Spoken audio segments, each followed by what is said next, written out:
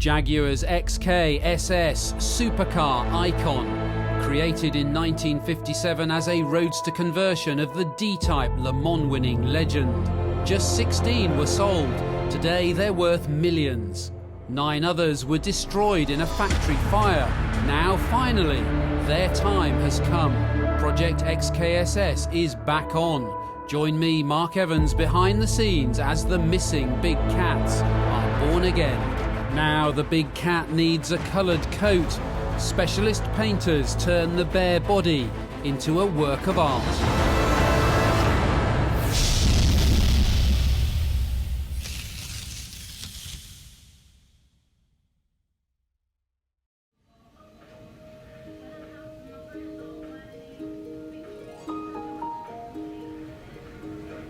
They say you shouldn't judge a book by its cover, but that's exactly what we all do with cars, especially motors with £1 million price tag.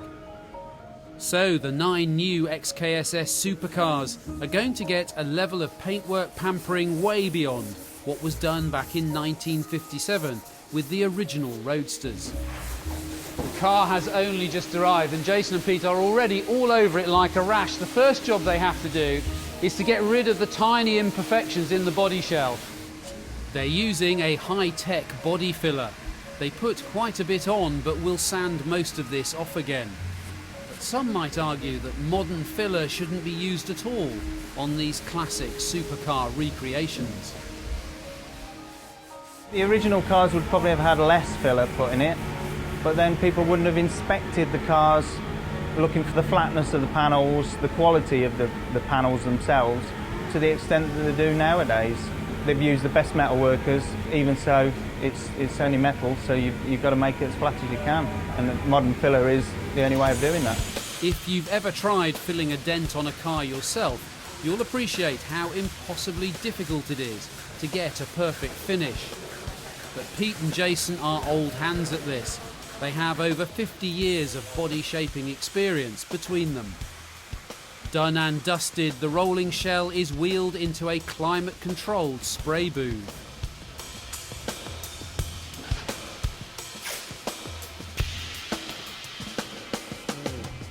We use 4 to 5 rolls of masking tape each masking process, so we'll repeat the masking about 4 times on this car, so approximately 20 rolls of tape.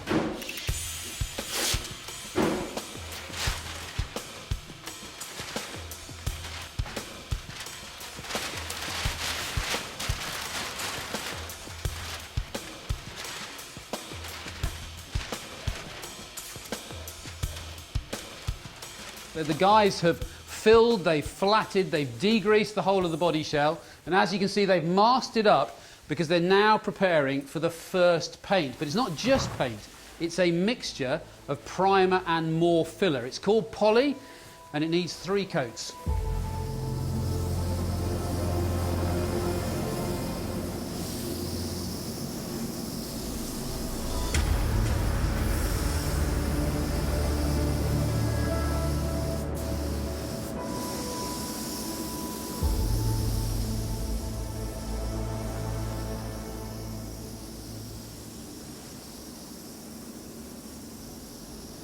The team here is world-renowned for its expertise managing really tricky bespoke paint jobs. Jaguar is working with a number of external companies to bring the XKSS back to life. Car glass specialists in Kent have been commissioned to make the unique laminated windscreen. 2 panes are cut from 2.5mm automotive grade glass using tailor-made templates.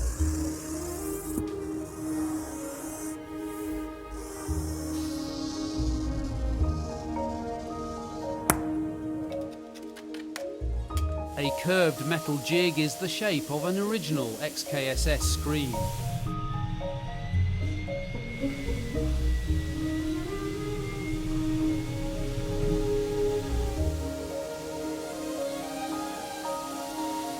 Inside an industrial oven, the glass is superheated until it softens and sags into the jig.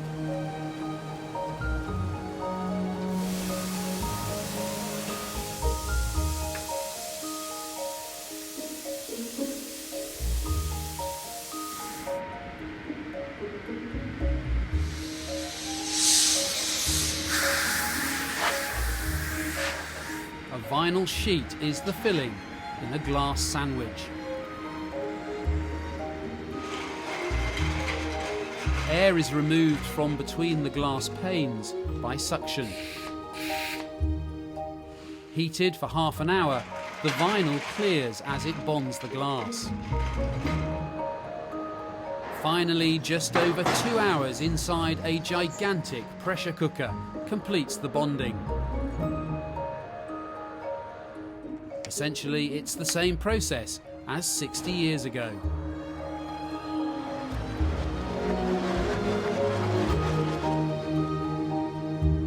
A quick clean-up, and it's job done.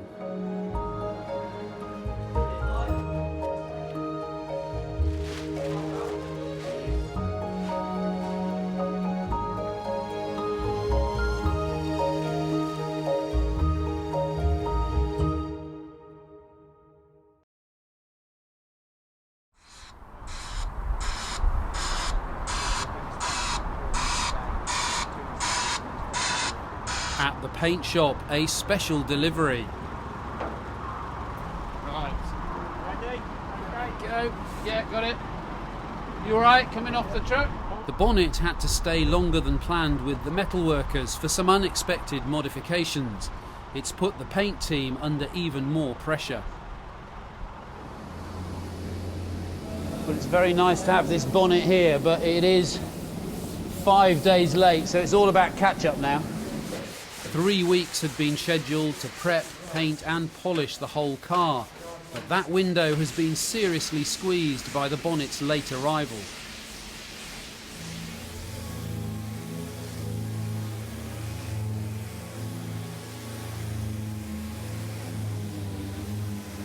But over the next 24 hours, Jason and Pete fast-tracked the bonnet to the same stage as the rest of the car.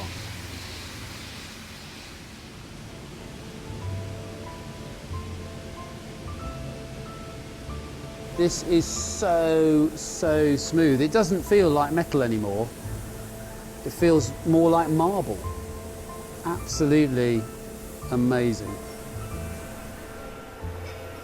Back in 1957, the original XKSS supercars were conversions of already assembled D-type racers.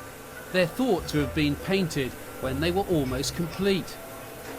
By spraying this new XKSS now, early in the build, Jason and Pete can get really good coverage inside the car, and even on the door hinges. We've painted the inside black, and now we're going to mask off all the inside, and then we're ready to put the primer on.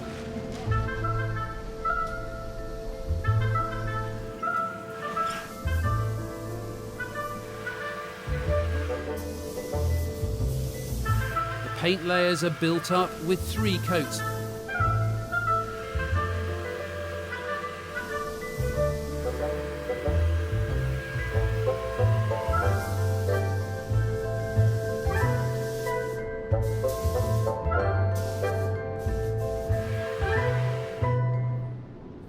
I've been delving into the individual histories of the 16 original XKSS cars, and a surprising fact has emerged about their paint colours.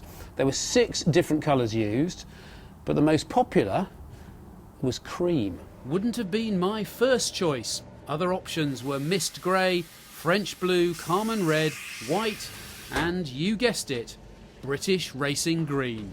As in 1957, this is a type of paint called cellulose. Authentic, yes, but a bit of a pain to paint. The customer specified old-fashioned paint, so that's what we've got to use. It remains sort of soft and carries on moving. It's not a very solid colour. I mean, it'll be a nice finish, a really nice finish. Jason and Pete are the best painters in this country, I would say. It'll be the best we can achieve with that quality of paint.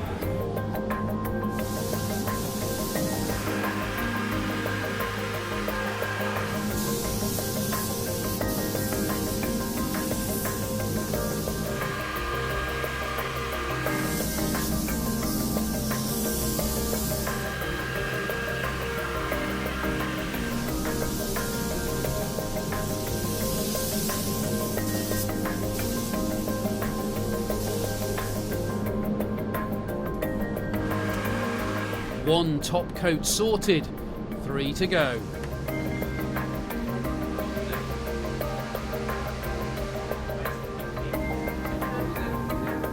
Three days later, and now wearing a total of 10 paint layers, the car is ready for the final pampering process.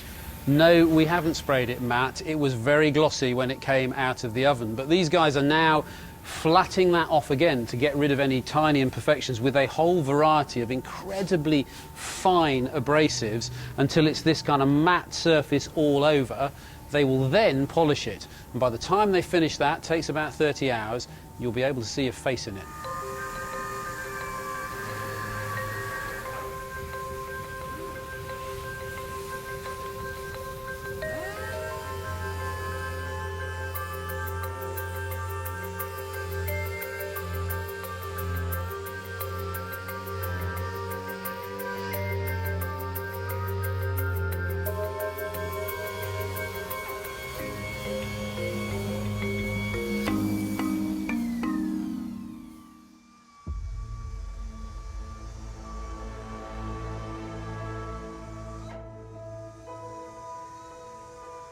It's far from finished yet, but even after a couple of hours of polishing, this supermodel is beginning to shine.